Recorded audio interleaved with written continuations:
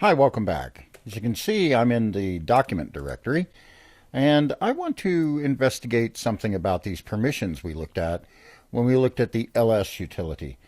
So, first of all, let's create a file. Now, we can create a file using any editor we want. We could use Emacs, for instance. We could just bring up the Emacs editor and create a file in Emacs if we wanted to.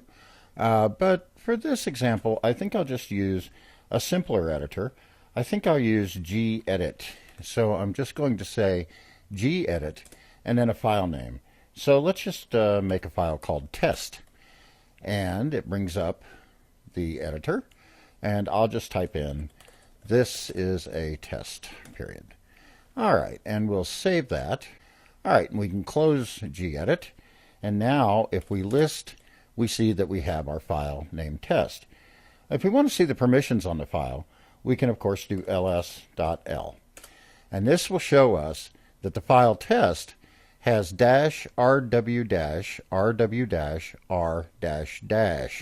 in its permissions. We already know the first dash refers to the type of thing it is within the documents directory. So we know that for instance, shell course is a directory. Test is a file, so it has a dash. So let's look at what all of these things in this permission string mean. So I have a short presentation here. Permissions are always given in the form of a character indicating the type of file, and then rwx, rwx, rwx. The first character is, of course, the type of the entry. It is dash for a file, D for a directory, and L for symbolic link, something we haven't talked about yet. The next three groups, RWX, RWX, shown here in blue and red and green, the first group is the permissions for the owner.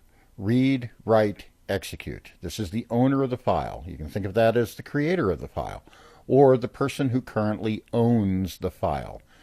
The second group, shown here in red, is for that owner's group, the group of users to which that owner belongs. And the third group is everybody else.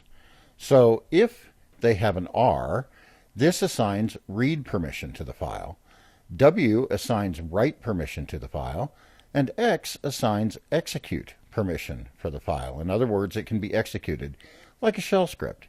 And a dash in any position denies that permission. So the permissions are always given in read, then write, then execute order for, in order, the owner, the owner's group, and then all other users. So here's some examples. If we have dash rw dash rw dash r dash dash, what does that mean? Well, the first dash tells us it's a file. The second group, rw dash, says the owner can both read and write the file. The third, this group, RW dash, says that the owner's group, everybody in the group to which the owner belongs, can both read and write the file.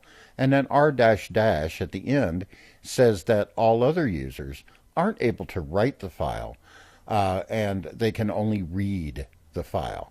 No user is able to execute the file. Here's another example.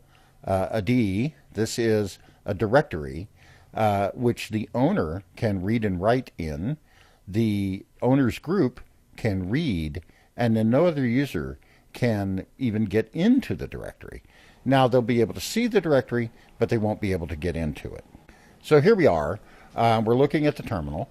Now I want to look at our test, and we see that test was created with read-write permission on the owner and on the owner's group, but read-only permission on everyone else. So we'll talk about how to change these permissions in the next demo. Thank you very much.